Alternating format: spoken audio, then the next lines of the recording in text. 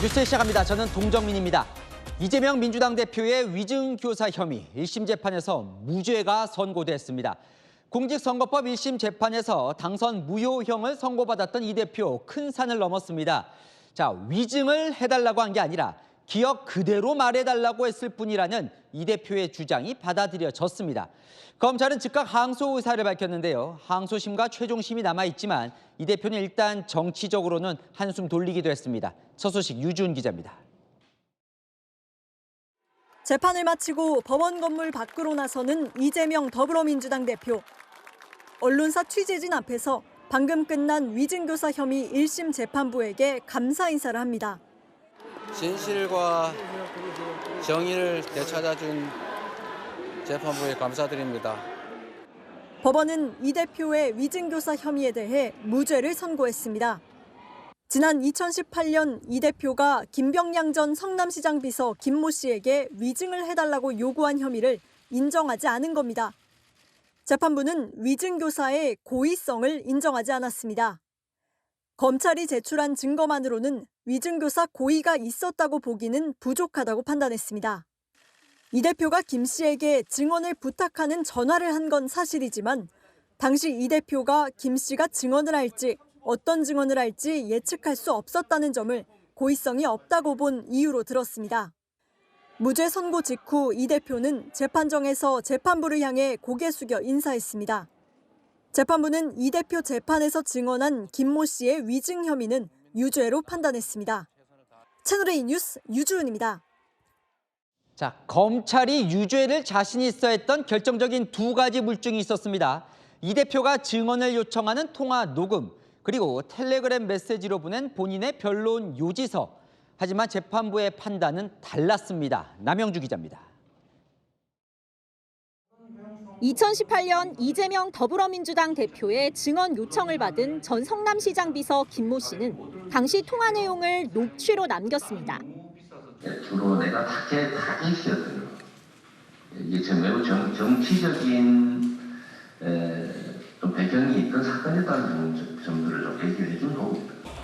이 통화 이후 김 씨는 이 대표 재판에 증인으로 나갔고 검사 사칭 사건 때 KBS PD는 빼고 이재명 대표에게 책임을 몰아가는 분위기가 성남시에 있었다는 취지로 증언했습니다. 검찰은 이 대표가 기억을 묻는 게 아니라 자신의 주장을 계속 반복했고 일방적 주장을 주입했다고 했지만 1심 재판부 판단은 달랐습니다.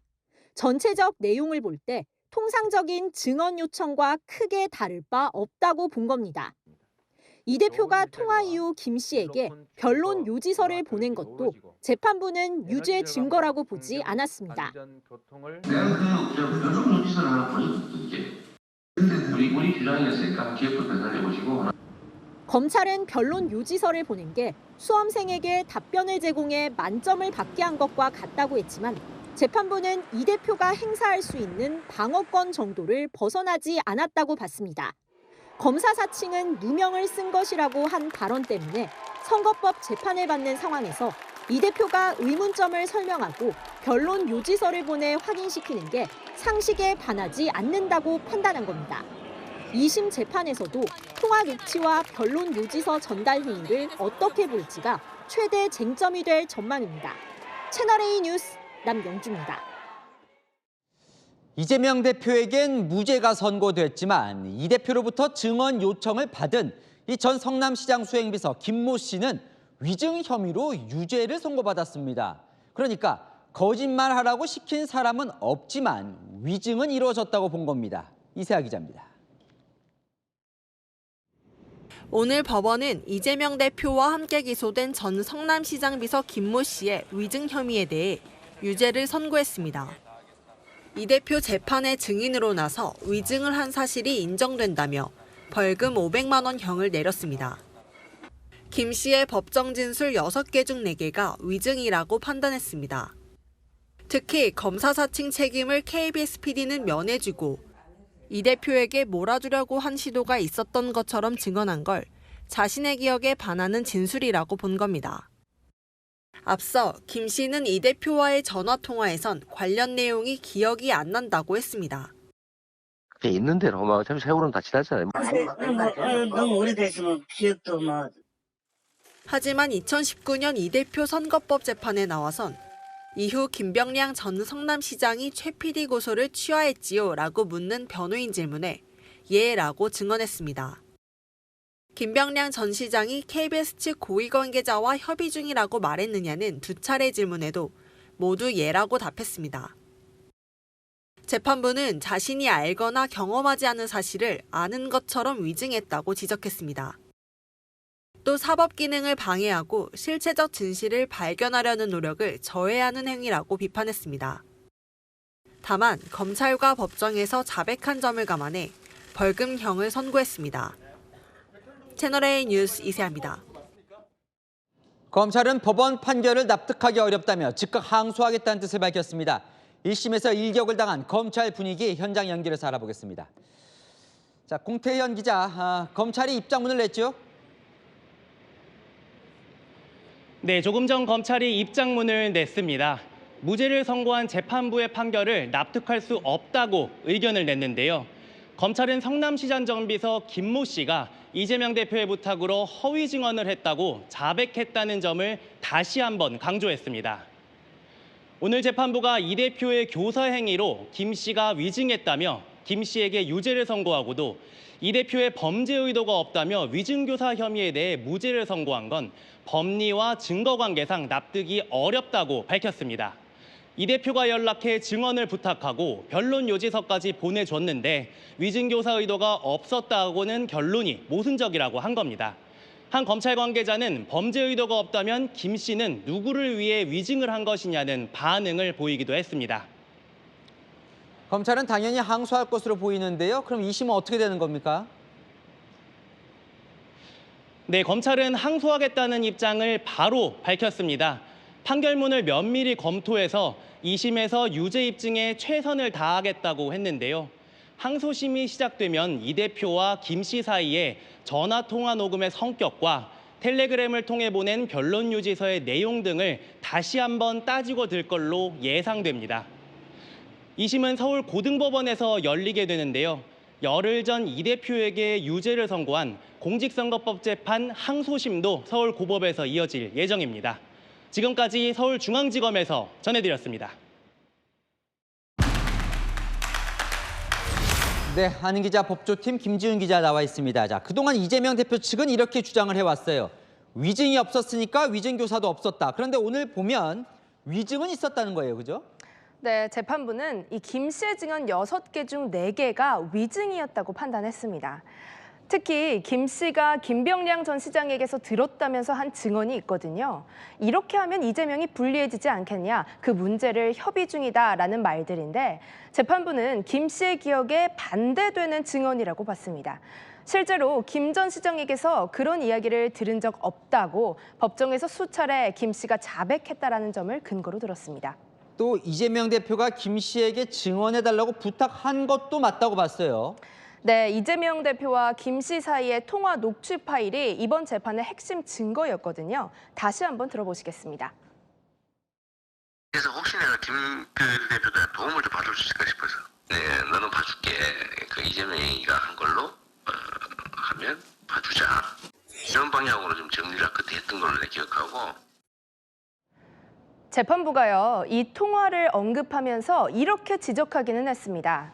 위증을 한 주요 동기는 통화에서의 증언 요청에 따른 걸로 보인다. 증언 요청은 교사 행위에 해당한다고 평가할 수는 있다라고요. 자, 그런데도 이 대표를 무죄로 본 이유가 있겠죠. 고의성이 없었다라는 게 그 이유였습니다. 김 씨가 위증을 하기는 했지만요. 이 전화로 부탁할 그 시점에서 이 대표 입장에서는 위증을 할지 예측할 수는 없었다. 이게 재판부 결론이거든요. 이 대표와 김 씨가 통화한 시점이 2018년 12월이고요. 김 씨가 이 대표 재판에서 증인으로 나서서 위증을 한 게 2019년 2월이거든요. 그런데 통화한 바로 그 시점에는 김 씨가 정말 증인으로 나설지 또 구체적으로 어떤 내용을 증언한다는 건지 정해지지는 않았다는 겁니다. 그럼 이게 이제 궁금해지는데 보면 증언 요청을 한 것도 맞아요. 위증이 있었던 것도 맞아요. 그러면 이 김 씨는 자발적으로 스스로 위증을 했다는 거예요.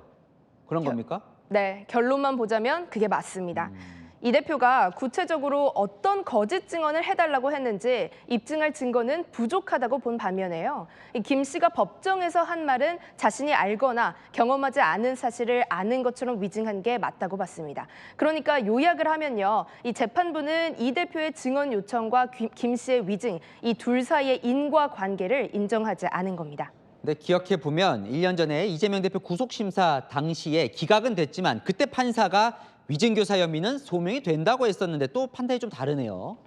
네, 이게 구속심사와 본 재판은 판사도 다르고 판단도 다를 수 있습니다.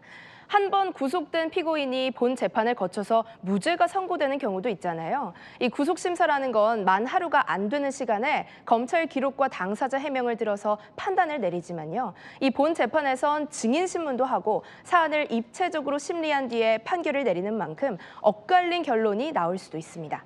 오늘 무죄 선고한 재판부가 이 대표의 다른 재판도 맡고 있다면서요?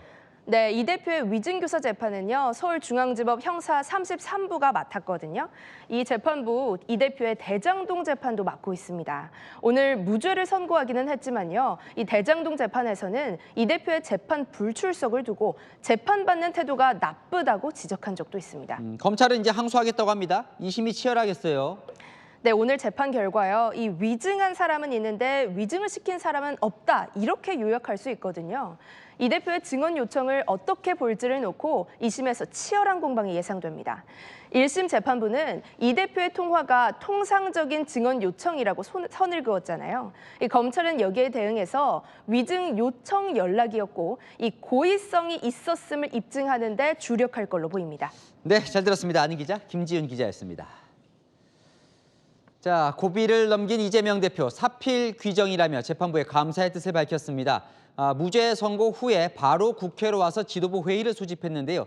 검찰을 향한 반격이 시작됐습니다. 이상원 기자입니다. 이재명 더불어민주당 대표가 덤덤한 표정으로 법정에서 걸어 나옵니다. 이 대표는 먼저 사법부에 감사를 표한 뒤 사자성어를 언급하며 윤석열 정부를 우회적으로 비판했습니다. 창의 일속이라고 제가 겪는 어려움이야 큰 바닷속에 좁쌀 한 개 정도에 불과하지 않겠습니까?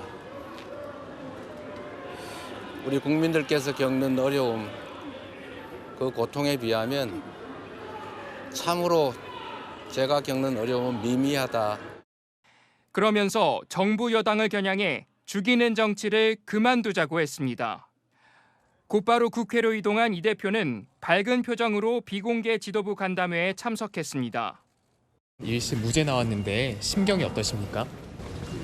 뭐 그런 느낌이라기보다는 사필 규정이 아니겠습니까?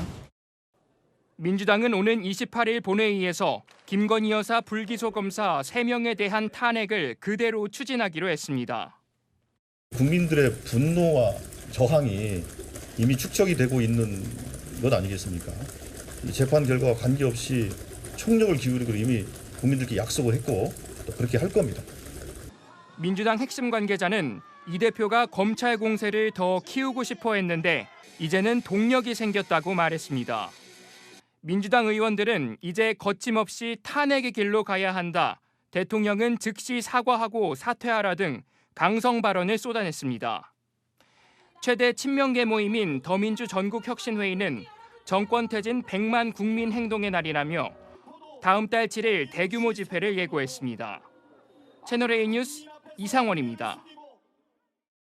이재명 대표 한숨은 돌렸지만 사법 리스크 끝난 건 아니죠. 5개 재판이 진행 중인데 그중 2개가 1심 선고가 나온 겁니다. 결과는 엇갈렸고요. 2개의 항소심, 3개의 1심 재판이 숨가쁘게 돌아갑니다. 당장 나흘 뒤에 이재명 경기지사 시절 이화영 전 부지사 2심 재판부터 관심이 집중됩니다. 서창우 기자입니다. 위증교사 사건 1심에서 무죄를 선고받은 이재명 대표는 당장 나흘 뒤 이화연 전 경기부지사의 대북 송금 항소심 재판 결과를 지켜봐야 합니다. 지난 6월 1심 재판부는 쌍방울이 북한에 보낸 800만 달러 중 일부가 이재명 당시 경기지사의 방북 비용이라고 판단했습니다. 항소심에서도 이 결과가 유지된다면 이제 막 시작된 이 대표 대북 송금 1심 재판에서 불리할 처지에 놓입니다. 이 전 부지사에게 징역 9년 6개월을 선고했던 재판부가 이 대표의 재판을 맡는 것도 부담입니다. 대북 송금도 그 재판부 배당부터 우리는 이제 불만이죠.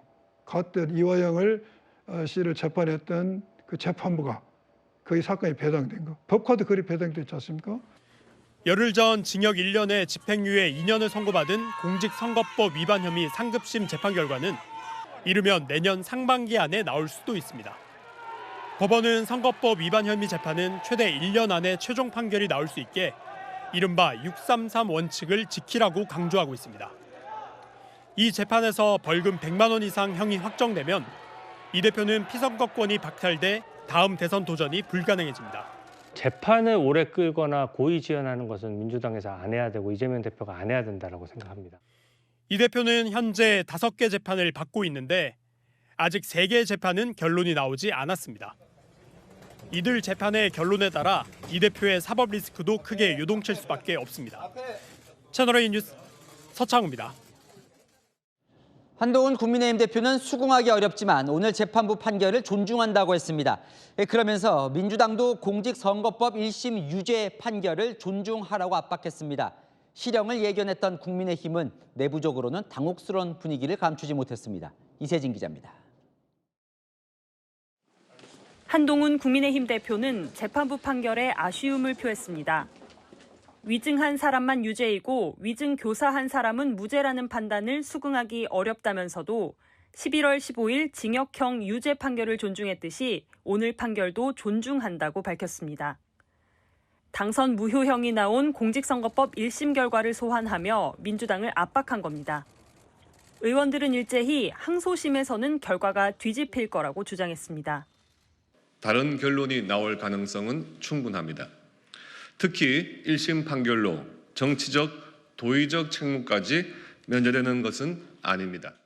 판결문에 제시된 논리 자체가 상식과 경험에 맞지 않기 때문에 항소심이나 대법원에 가면은 얼마든지 뒤집어질 가능성이 높다 이렇게 보고 있습니다. 실형을 예상하고 법정 구속 가능성까지 거론하던 당내에선 당혹스런 분위기도 읽혔습니다. 한 국민의힘 의원은 판사들을 믿지 못하겠다며 정치적 중립을 의심할 수밖에 없다고 말했습니다. 국민의힘은 공직선거법 위증교사 사건의 항소심 재판 지연을 철저하게 감시하겠다는 계획입니다. 채널A 뉴스 이세진입니다. 다음 소식입니다. 당원 게시판 논란에 아슬아슬했던 여당, 오늘 정면으로 충돌했습니다. 지도부 회의에서 공개석상 충돌은 비공개 회의 때 이어졌고 끝난 뒤에도 계속됐습니다. 친한 친윤간 노골적인 계파 갈등으로 번지는 양상입니다. 손인혜 기자입니다. 국민의힘 당에서 한동훈 대표 사퇴와 같은 글을 쓰는 사람들은 고발한다. 이런 기사가 나왔습니다. 여당 지도부회의 말미에 나온 이 공개 발언이 충돌의 시작이었습니다. 한동훈 대표가 발끈했습니다. 발언하실 때 사실관계 좀 확인하고 말씀하시면 좋겠는 게요. 제가 기사를 보고 냈습니다. 사실인지 아닌지 모르겠는데 그런 기사가 났다. 그게 무슨 말씀인지 모르겠네요. 당 사무총장까지 얽힌 설전에 원내대표가 말리는 상황도 연출됐습니다. 그 상황이 어떻게 나왔는지는 저희들이 모르겠습니다만 이 부분에 대해서는 비공개 때 또 설명하겠습니다. 기사 오보에 대해서는 좀 적극적으로 홍보하는 못 봤습니다. 나중에 확인해서 조치하겠습니다. 비공개 때. 비공개 회의에서도 고성은 이어졌습니다. 친한계 신지호 전략기획부총장은 김민전 최고위원이 질서정연한 집회였다고 언급한 정광훈 목사 집회에서는 한 대표 감방 보내야 한다는 구호들이 차고 넘치는데 어떻게 질서정연하다고 할 수 있나고 항의했습니다. 친한계 정성국 조직부총장도 팩트체크도 안 하고 얘기를 하느냐라고 김 최고위원을 쏘아붙이자 신동욱 원내수석 대변인이 정 부총장을 지적하며 설전도 벌어졌습니다. 계파 갈등에 민생을 살피겠다라는 회의장 공식 문구만 무색해졌습니다. 채널A 뉴스 손인혜입니다. 그동안 당원 게시판 이슈에 말을 아껴오던 한동훈 대표, 오늘 작심한 듯 반격에 나섰습니다. 친윤들의 공세를 대표, 그러니까 본인을 끌어내리기 위한 목적으로 규정했습니다. 친윤계는 본질을 흐리지 말라며 그냥 넘어갈 수 없다고 맞섰습니다. 이어서 최승현 기자입니다. 제가 먼저 말씀드릴까요? 한동훈 국민의힘 대표는 공개회의석상 충돌 직후 작심 발언을 쏟아냈습니다. 한동훈 체제를 흔들기 위해 당원 게시판 이슈를 의도적으로 키우는 세력이 있다는 겁니다. 어떻게든 당대표인 저를 흔들어 보겠다는 그런 의도 아닙니까? 이재명 대표 선거하고 조금 숨통 트이는 것 같으니까 이제 당대표 흔들고 끌어내려 보겠다는 얘기 아닌가요? 대통령이든 당대표든 욕할 수 있는 게 당원 게시판이라고 했습니다. 저 정도 글을 못 쓴단 말이에요? 왕조 시대입니까? 그거 문제 삼으면 안 되는 거예요. 민주주의 국가잖아요. 오늘 한 대표는 당내 여론조사 TF도 띄웠습니다. 명태균 사태로 여론조사 경선에 문제가 제기된 만큼 들여다보겠다는 취지지만 친윤 세력을 겨냥한 맞불 카드로 풀이됩니다. 한 친한계 인사는 대통령부터 서울시장, 대구시장, 국회의원들 다 그런 인간한테 굽신굽신한 게 여론조사 때문 아니냐며 격앙된 어조로 말했습니다. 친윤계는 한 대표가 논란의 본질을 피해가는 이른바 물타기를 하고 있다고 반발했습니다. 한 대표 가족이 글을 썼는지 여부가 문제의 본질이라는 겁니다. 대통령실 출신 강승규 의원은 당원들은 대통령 부부 욕한 자를 색출하라는 게 아니라 여론 조작을 밝히라는 것이라고 했고, 친윤 성향의 중진 의원도 본질은 당대표 가족이 조직적으로 대통령을 비난했느냐 아니냐라고 말했습니다. 한 친윤계 인사는 그냥 어물쩍 넘어가진 않을 것이라고 했습니다. 채널A 뉴스 최승현입니다.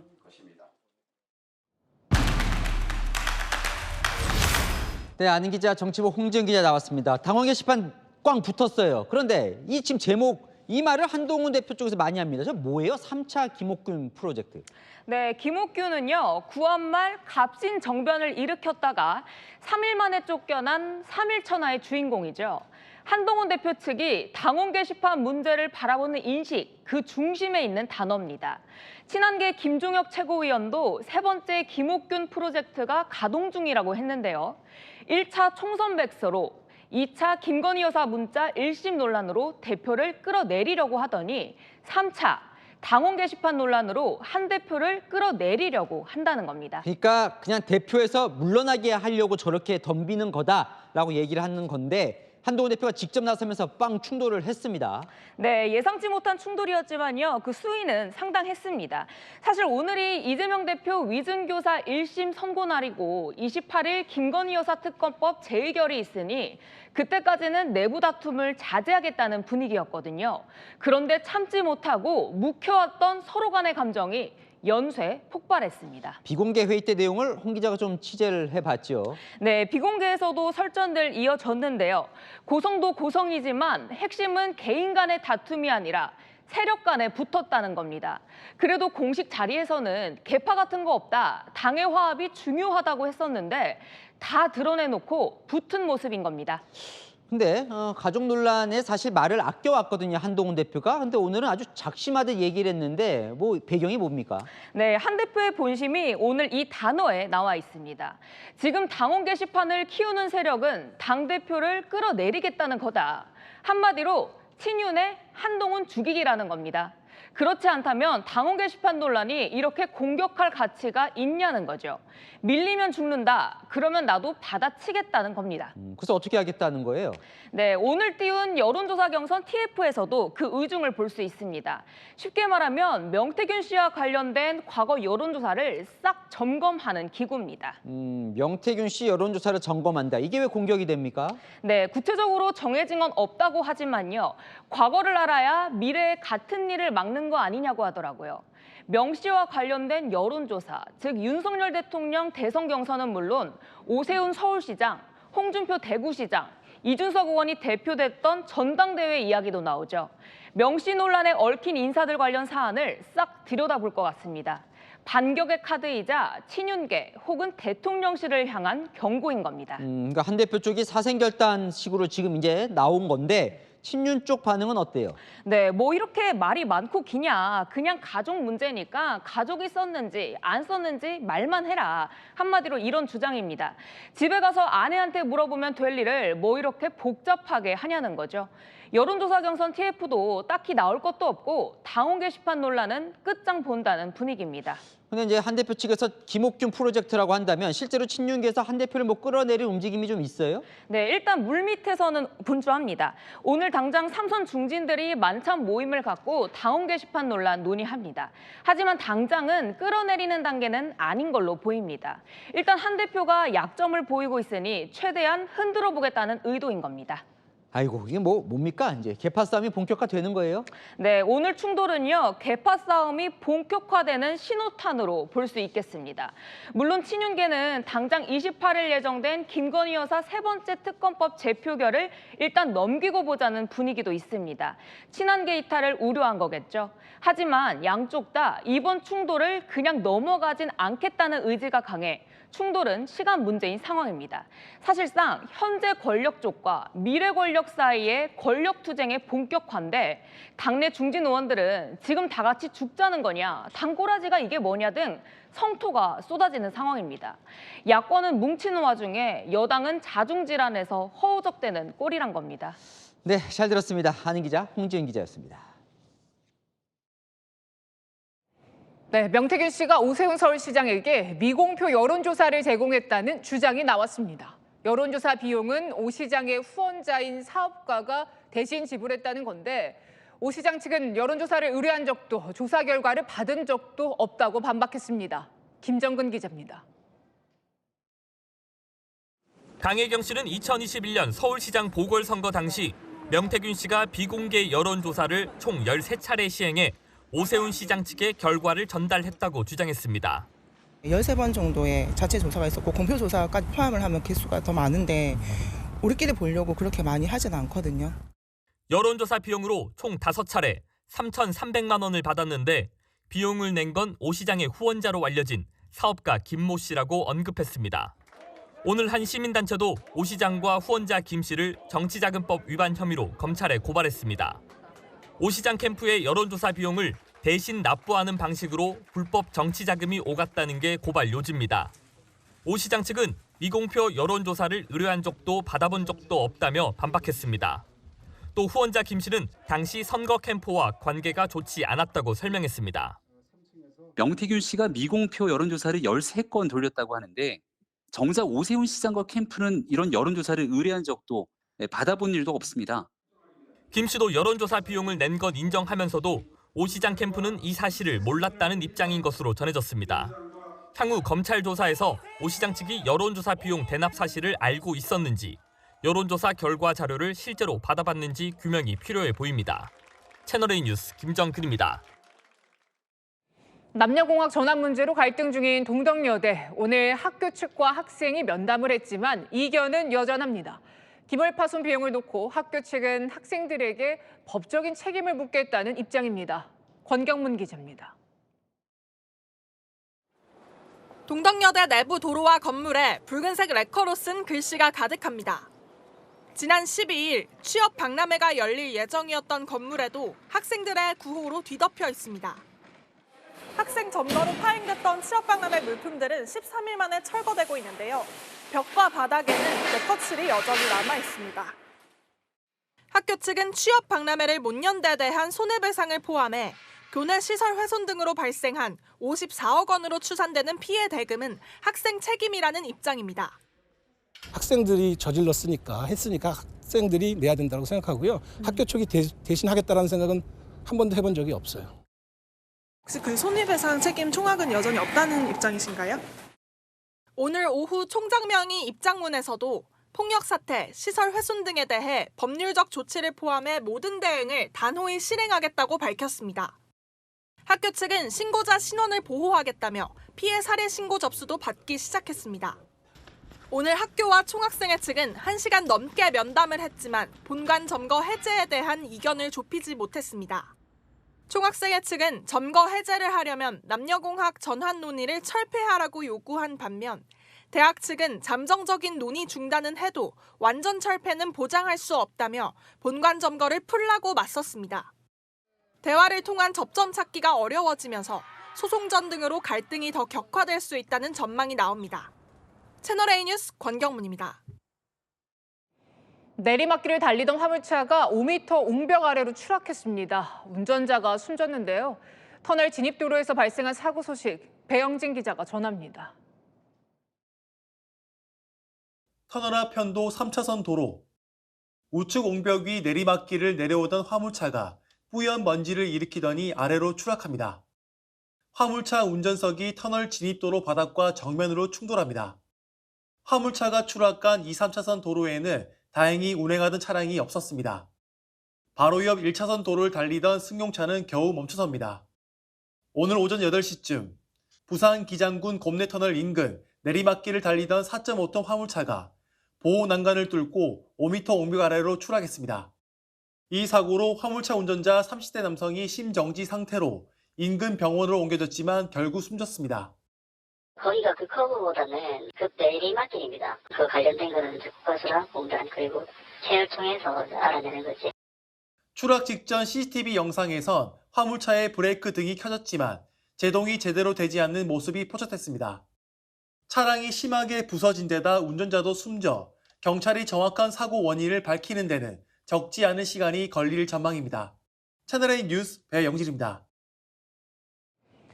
북한군이 파병된 러시아 쿠르스크 전선 소식으로 이어갑니다. 우크라이나가 이 지역에 외국산 미사일을 발사했다는 보도가 나왔습니다. 우리 정부 당국은 북한군 사상자 발생 가능성을 처음으로 공식 확인했습니다. 송진섭 기자입니다. 캄캄한 밤, 굉음과 함께 거대한 섬광이 번쩍입니다. 건물 주차장에는 공습경보 사이렌이 요란하게 울립니다. 현지 시각 어제 새벽, 우크라이나가 쿠르스크 지역을 향해 대규모 미사일 공습을 감행했습니다. 러시아의 쿠르스크주 주지사는 우크라이나가 외국산 미사일로 대규모 공습을 벌였다면서 그중 미사일 7대와 무인항공기 7기를 격추했다고 밝혔습니다. 이번 공습은 영국의 장거리 미사일 스톰 섀도로 폭격한 지 나흘 만입니다. 다만 현재까지 어떤 서방 국가의 미사일로 공습했는지는 알려지지 않았습니다. 특히 최대 격전지 쿠르스크에는 1만 명이 넘는 북한군이 파병돼 있는 만큼 추가 사상자 발생 가능성도 제기됩니다. 이미 나흘 전 스톰 섀도 공격으로 북한군 500명이 폭사했다는 보도가 나온 가운데 우리 국가정보원도 이에 대한 구체적 첩보를 입수해 면밀히 조사 중이라고 밝혔습니다. 우크라이나군은 파병 북한군들이 유럽 지역에서 작전을 수행하도록 훈련받았다며 러시아 토착민으로 위장해 신분증도 갖고 있다고 발표했습니다. 이런 상황에서 프랑스도 영국과 공동 개발한 사거리 250km의 장거리 순항 미사일 스칼프 사용을 승인하며 우크라이나에 힘을 보탰습니다. 채널A 뉴스 송진섭입니다. 러시아는 한국에 경고장을 날렸습니다. 우크라이나에 살상 무기를 지원하면 양국 관계가 완전히 붕괴될 수 있다라며 으름장을 놨는데요. 우리 정부는 러시아야말로 대한민국 안보를 위협하고 있다라고 맞받아쳤습니다. 정다은 기자입니다. 러시아가 한국이 우크라이나에 무기 지원을 검토하는 데 대해 무모한 조치를 자제하라고 압박했습니다. 안드레이 루덴코 러시아 외무차관은 한국 무기가 러시아 국민을 살해하는 데 사용될 경우 양국 관계가 완전히 붕괴될 것이라고 경고했습니다. 그러면서 필요하다고 판단되는 모든 방법으로 대응할 것이고 한국의 안보에 도움이 되지 않을 것이라고도 밝혔습니다. 특히 주한 러시아 대사관은 해당 내용이 담긴 인터뷰 기사를 한국어로 번역해 우리나라 기자들에게 이메일로 보냈는데 한국에 대한 경고 메시지를 번역까지 해 적극적으로 알린 건 이례적이라는 평가가 나옵니다. 이에 대해 우리 정부는 러시아야말로 국제사회의 평화와 안정을 위협하는 불법 러북 군사협력을 즉각 중단하라고 규탄했습니다. 이어 러시아는 북한에 무엇을 지원해 대한민국의 안보를 위협하고 있는지 자문해봐야 할 것이라고 강조했습니다. 북한군의 관여 정도에 따라서 단계별로 우리가 지원 방식을 좀 바꿔나간다. 그래서 무기 지원이라는 것도 배제하지 않는다. 러시아의 이번 반응은 한국 정부가 이르면 이번 주 방한하는 우크라이나 특사단과 무기 지원과 북한군 파병 대응에 대해 본격 논의하게 되는 상황을 의식한 것이라는 해석이 나옵니다. 채널A 뉴스 정다은입니다. 일본 정부가 사도광산 추도식 파행의 책임을 한국에 떠넘기고 있습니다.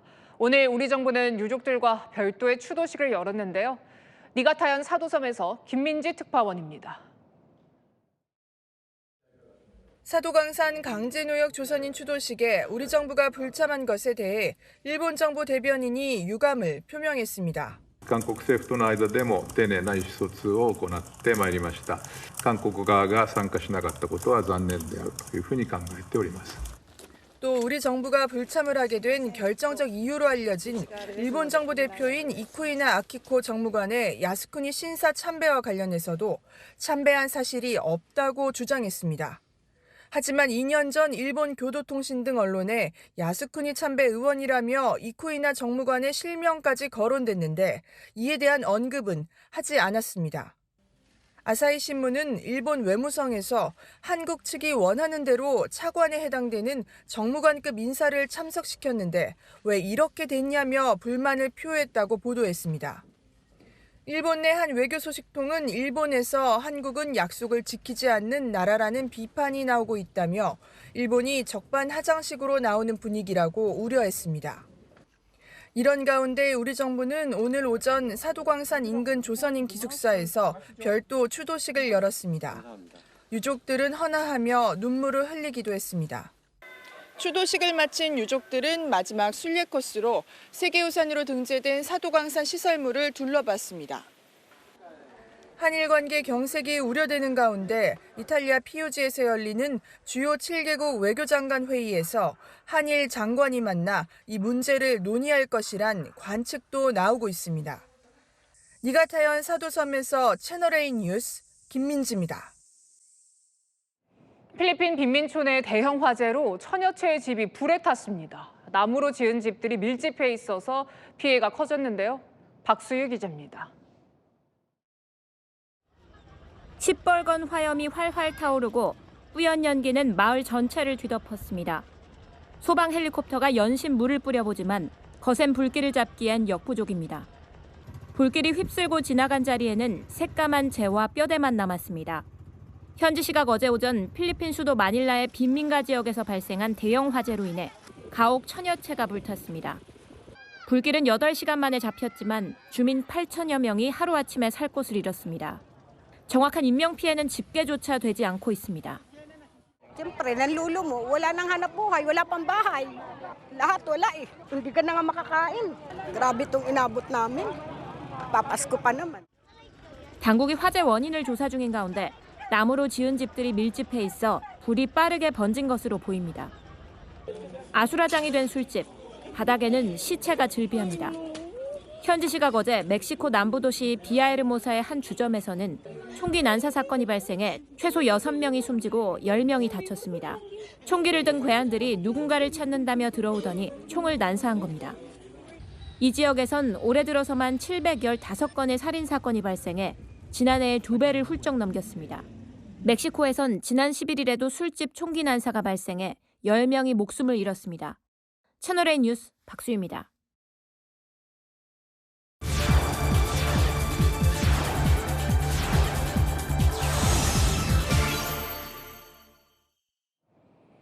미국 뉴욕의 불법 이민자들 불안에 떨고 있습니다. 민주당 텃밭인 뉴욕은 그동안 이민자들을 적극 보호해왔는데 불법 이민자 추방을 외치는 트럼프 시대가 시작되기 때문이죠. 세계를 가다 조아라 특파원입니다. 트럼프 타워에서 걸어서 15분 거리인 뉴욕 맨해튼 한복판에 위치한 루즈벨트 호텔. 한때 뉴욕을 상징하던 곳이었지만 지금은 난민 보호소로 활용되고 있습니다. 취재진이 현장에 가봤더니 업무를 마치고 돌아온 사람들이나 학교를 다녀온 학생들이 엘리베이터를 타기 위해 줄지어 서 있었습니다. 평온한 일상을 살아가는 것처럼 보이지만 2달 뒤 시작되는 트럼프 시대를 앞두고 불안감을 숨기지 못합니다. Tengo mi proceso de asilo, estamos haciendo las cosas legales, estamos haciendo las cosas bien. No venimos aquí a delinquir como mucho migrante que lo está haciendo. por uno pagamos todos. 루즈벨트 호텔이 난민 보호소로 변하면서 1층에 있는 상점 일부는 문을 닫았는데요. 1년 넘게 공실로 남아 있습니다. 텍사스 등 남부 공화당 주지사들이 난민들을 뉴욕으로 밀어내면서 이 호텔 주변은 노숙하는 난민들로 가득 찼고 자연스레 상권도 죽게 된 겁니다. 최근 2년간 뉴욕으로 몰려온 난민만 20만 명. 넘쳐나는 난민의 루즈벨트 호텔에서 차로 30분 거리인 퀸즈 지역에는 대규모 텐트 난민촌까지 들어섰습니다. 초등학교 체육시설까지 난민이 몰려들자 학부모들의 반대 시위로 쫓겨난 적도 있습니다. And the people in the neighborhood started protesting because they didn't want them here. Why? I guess they figured crime was going to go up. It was getting scary about them. They was doing a lot of weird stuff out here. Eating out here, cooking out here. 불법 이민자 추방을 최우선 과제로 삼았던 도널드 트럼프 대통령 당선인은 국가 비상사태를 선언하고 공권력을 사용해 이들의 대규모 추방을 예고했습니다. Llegue migración o lleguen los militares, me recojan, me lleven y sin decir ni adiós y yo no vuelvo a ver a mi hijo. 뉴욕타임스는 미국 시민권자와 교제 중인 이민자들은 영주권 자격을 얻기 위해 결혼까지 서두르고 있다고 보도했습니다. 뉴욕의 시민단체들은 트럼프의 이민자 추방 계획에 대규모 시위를 이어가며 맞불을 놓겠다는 계획입니다. 뉴욕에서 채널A 뉴스 조아라입니다. 내일 기온이 뚝 떨어져서 첫눈이 내릴 수 있다는 예보가 나왔습니다. 이번 겨울 포근한 겨울이 될 거라는데요. 김태욱 기자입니다. 노란 은행잎이 뒹굴고 싸늘한 바람에 옷깃을 여밀지만 코끝증한 겨울보다는 아직은 늦가을에 가깝습니다. 낮 기온이 10에서 15도로 포근하기 때문입니다. 가방에 있거든요. 5시 넘으면 패딩을 입어야 되는데 더워가지고 벗었거든요. 작년보다는 많이 따뜻한 것 같고 또 롱패딩은 지금 한 번도 안 입었고 숏패딩을 한 2번 정도 입었는데 그래도 아직 입기에는 조금 따뜻하지 않나. 하지만 내일부터 기온이 낮아져 수요일은 0도 안팎, 목요일부터는 영하권에 접어듭니다. 내일 전국적으로 내리는 비는 늦은 저녁부터 눈으로 바뀔 가능성이 큽니다. 올겨울 첫눈입니다. 이제 본격적으로 겨울 문턱에 들어서는 것인데 예년보다 열흘 정도 늦은 편입니다. 기상청 역시 올 겨울은 포근할 것으로 예상했습니다. 12월은 70%, 내년 1월 80%, 2월 80%로 평년과 비슷하거나 높을 거란 겁니다. 세계 기상기구에 가입된 13개 나라 수치 예보 모델 549개 평균도 올겨울 기온이 평년보다 높게 나왔다고 밝혔습니다. 북서태평양 바닷물이 따뜻한 데다 고위도의 제트기류도 강해 북극에 찬 공기가 내려오는 걸 막아줄 것이란 분석입니다. 하지만 언제든 춥다 포근했다 널뛰기를 할 수 있는 만큼 주의가 필요하다고 강조합니다. 채널A 뉴스 김태욱입니다. 특급 호텔들이 크리스마스 한정판 케이크를 선보이기 시작했습니다. 비싼 건 40만 원이라는데 그래도 지갑을 여는 이유는 뭘까요? 권갑구 기자입니다. 크리스마스가 한 달 앞으로 다가오자 화려한 네온사인으로 장식한 명동거리도 연말 분위기가 물씬 납니다. 시민들도 일찍부터 가족, 연인과 크리스마스를 함께할 계획을 세웁니다. 가족들하고 케이크 사가지고 와인 한 잔, 샴페인 한 잔이랑 곁들여가지고 나름 축하하면서 그렇게 보내죠. 주요 특급 호텔들도 앞다퉈 크리스마스 케이크를 선보였는데 올해는 가격이 최고 40만 원까지 올랐습니다. 트러플을 주 재료로 안에는 밀푀유, 초콜릿 가나슈를 쌓고 프랑스 디저트 와인을 넣었습니다. 또 다른 호텔은 실제로 회전하는 대관람차를 수작업으로 만들어 케이크 위에 올렸습니다. 가격은 35만 원입니다. 프랜차이즈 제과업계도 크리스마스 케이크를 내놨습니다. 가격은 4만 원대입니다. 고급화 전략으로 무장한 특급 호텔 케이크가 최대 10배 더 비싼 셈입니다. 특급 호텔들이 더 비싼 케이크를 내놓으려 하는 데는 한정성과 독특함으로 차별화하기 위해서입니다. 호텔 케이크를 찾는 소비자는 대부분 가성비보다는 작은 사치에서 즐거움을 느끼기 때문입니다. 구입하기 어려운 그러한 이제 모양과 이제 맛을 가지고 있기 때문에 이슈가 되기를 조금 기대하면서 뭔가 조금 기획하는 거 아닌가 이런. 비싼 가격에도 조기 품절이 되고 있지만 일각에선 지나치다는 반응도 나옵니다. 가진 자들의 약간 여유이지 않을까. 일반인들은 보통 2, 3만 원짜리 케이크도 되게 부담스럽고. 특급 호텔 측은 고가 논란에 연구개발 과정부터 재료 선정까지 케이크 하나 제작에 드는 시간과 노력이 상당하다고 설명했습니다. 채널A 뉴스 홍학구입니다. 일본 주요 일간지에 현대차의 모터스포츠 우승을 축하한다는 한글 광고가 실렸습니다. 이 대회 결승에서 우승컵을 다퉜던 도요타가 낸 건데요. 이례적인 광고를 낸 이유, 우현기 기자가 전합니다. 좁고 구불구불한 산악도로를 전속력으로 질주하는 경주 차량. 결승선을 통과하자 선수들이 기뻐합니다. 일본에서 열린 국제 모터스포츠 대회 2024 WRC에서 현대차가 드라이버 부문 첫 우승을 한 겁니다. 경쟁사인 도요타는 이례적으로 일본 주요 언론에 현대차를 축하하는 광고를 실었습니다. 정의선 현대차 회장과 아키오 도요타 회장이 함께 서 있는 사진에 한글로 현대차 여러분 진심으로 축하한다고 쓴 겁니다. 최근 손을 잡은 두 회사의 좋은 관계를 이번 광고로 보여줬다는 해석이 나옵니다. 현대차와 도요타는 급성장하는 중국 업체에 대항해 모터스포츠와 수소차 부문에서 협력하기로 했습니다. 정 회장과 아키오 회장은 한 달 전 한국에 이어 일본에서 다시 회동하며 남다른 친분을 과시하기도 했습니다. 도요타와 같이 이 레이스 분야에서도 같이 잘해서 더 많은 분들이 만족하면서 차의 운전을 즐길 수 있도록 노력하겠고 ヒョンデもトヨタも一緒になってもっといい車もっとモビリティの未来を作っていきたいと思いますから皆さん応援していただきたいと思います。 완성차 업계 1위와 3위인 도요타와 현대차가 협력을 통해 향후에도 탑5 자리를 유지할 것이란 전망이 나옵니다. 채널A 뉴스 우현기입니다. 영국 템즈강으로 가는 수상버스처럼 한강의 새로운 교통수단이 될 한강버스가 오늘 처음으로 공개됐습니다. 내년 3월부터 운행하는데요. 강태현 기자입니다. 하얀 선체에 파란색으로 쓰인 한강버스. 길이 35m 150톤급 선체가 모습을 드러냅니다. 통창 안으로는 좌석이 한눈에 들어옵니다. 내년 3월 운항을 시작하는 한강버스가 처음으로 물 위에 떴습니다.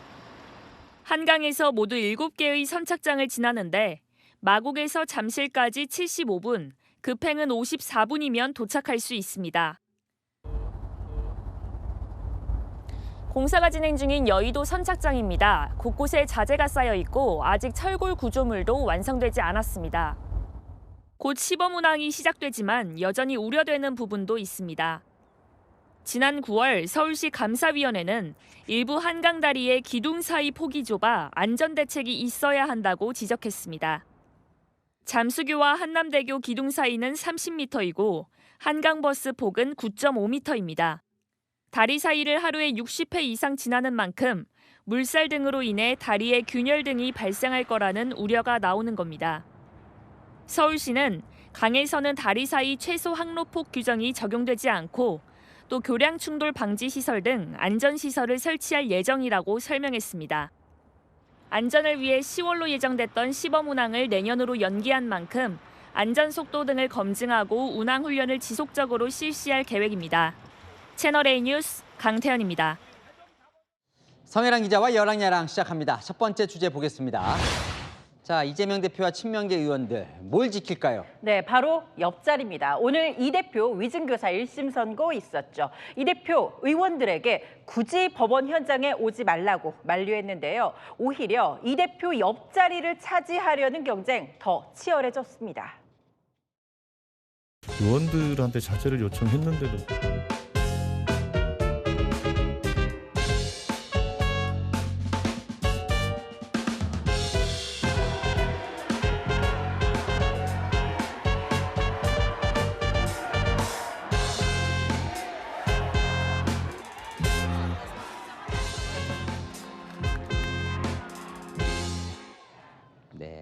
한 그 집단처럼 이렇게 움직이네요. 네, 하지만 정작 이 대표 옆자리를 차지한 친명 따로 있었습니다.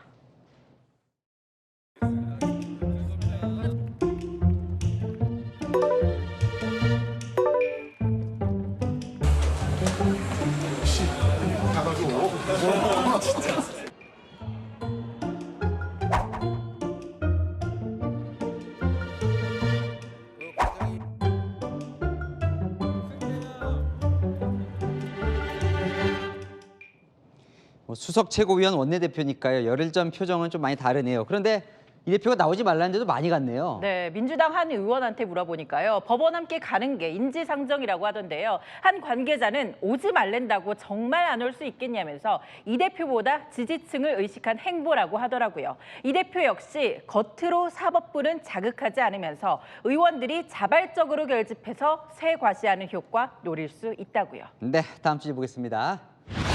문재인 전 대통령 뭐에 다행이라는 거예요? 네, 문 전 대통령 오늘 이 대표 1심 무죄 선고되니까요. 직후에 SNS 글 올렸습니다. 다행이다, 안심이다라면서 검찰권의 부당한 행사가 온 나라를 흔들었다고요. 공직선거법 1심 유죄 때는 입장이 없었던 걸로 기억나는데 저 고양이 사진이 기억이 나네요. 네, 닷새 전에 평산 책방 SNS에 문 전 대통령이 키우는 고양이와 뽀뽀하는 사진 올라왔죠. 그랬다가 이 대표 지지층이 위증교사 1심 재판 앞두고 한가하다 항의도 했었던 것 같네요. 네, 이 대표가 위기에 처할 때마다 혼자 여유 즐기고 있다면서 비판 쏟아냈었죠. 오늘은 문 전 대통령이 바로 엄호에 나선 겁니다. 네, 자 이번 글로 좀 오해가 풀렸을까요? 이 대표 지지층은 겉으로는 다행, 속으로는 분노하는 것 아니냐면서 의심하고 있습니다. 윤석열 정권 탄생의 대부라면서요. 오늘 어떻게 친문계는 좀 조용합니까 오늘? 네, 열흘 전 1심 유죄 선고 때는 원외 이 비명계의 이 대표 사퇴 목소리도 나왔는데요. 아직 힘을 받지 못하고 있습니다. 비명계는 도처에 있죠. 공천을 못 받은 사람들이 막 40~50명 뭐 필요하다 싶으면은 일주일 안에 전부 다 모일 수 있어요. 공천 못 받으신 분들이 모여서 뭐를 할 건데요. 이재명 대표 체제를 흔든다라고 하는 것은 민주주의 전체에 대한 인식이 부족한 것이죠.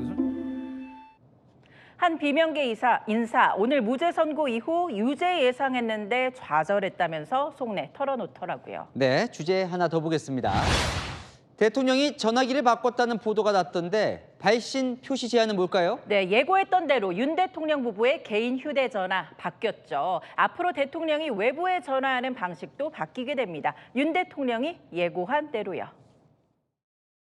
과거에 저도 공직생활할 때 대통령의 전화를 받은 적도 있습니다만은 참모가 전화가 와서 몇 시부터 몇 시 사이에 발신지 표시 제한이라는 거로 딱 오면은 대통령님 전화로 아십시오. 미리미리 전직 대통령 때의 프로토콜대로 싹 바꿨으면 되는데 그러니까 대통령이 다이렉트로 전화하지 않고 참모를 거쳐서 하겠다는 건가요? 네, 기존엔 윤 대통령이 개인 휴대전화 번호로 직접 연락했다면요. 이젠 참모를 통해서 전화 시간을 미리 통보하게 될 가능성이 높다는 겁니다. 이때 발신 번호 표시가 제한되는 보안폰이나 참모 연락처로 전화가 가서 대통령 연락처 공개될 일 없다고요. 근데 야당은 전화기 바꾼 것도 곱게 안 보더군요. 네, 증거 인멸이라고 공격하고 있는데요. 명태균 씨와 연루된 공천 개입 의혹에서 대통령 부부 전화도 거론됐다는 거죠. 민주당은 공수처는 증거 보전하라고 했고요.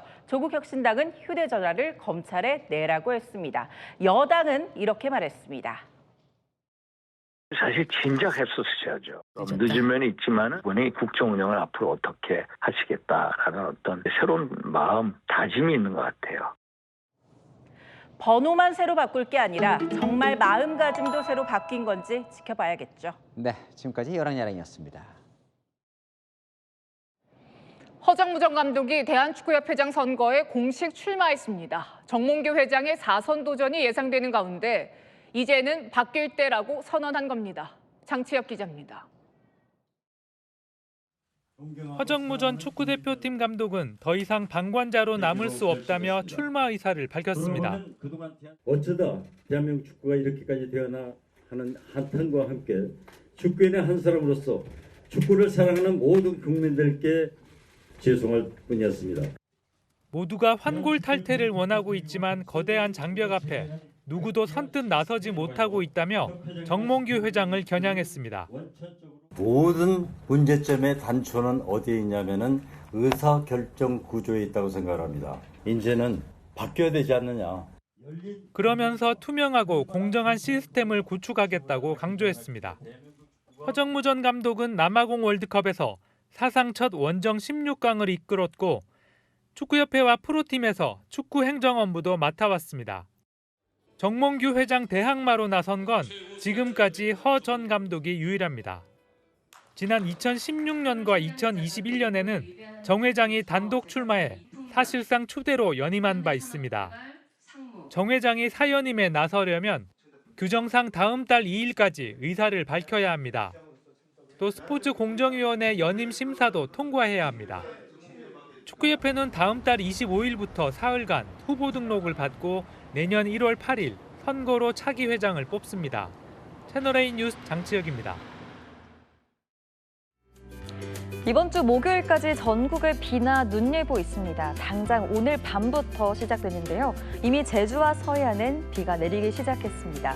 자정이 넘어가며 전국으로 확대되겠고 내일 늦은 저녁부터는 서울을 비롯한 곳곳에 눈으로 바뀔 가능성이 있습니다. 수요일엔 많은 눈이 내릴 전망입니다. 우선 내일까지 비는 제주 산간에 100mm 이상, 남해안에 최대 60mm로 많이 내리겠고요.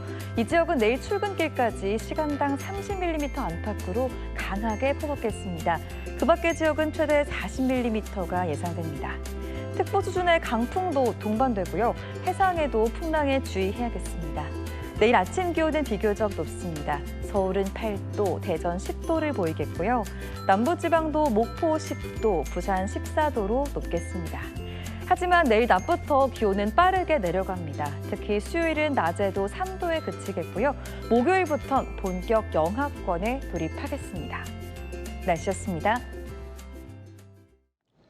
국민의힘 당원 게시판 논란이 점입 가경입니다. 한동훈 대표는 공개적으로 대표 끌어내리기라며 발끈했고 친한 친윤 모두 사생결단식으로 붙고 있는데요. 집권 여당이 이런 권력 투쟁이나 할 때일까요? 마침표 찍겠습니다. 방향 잃은 사생결단. 뉴스에 마칩니다. 감사합니다.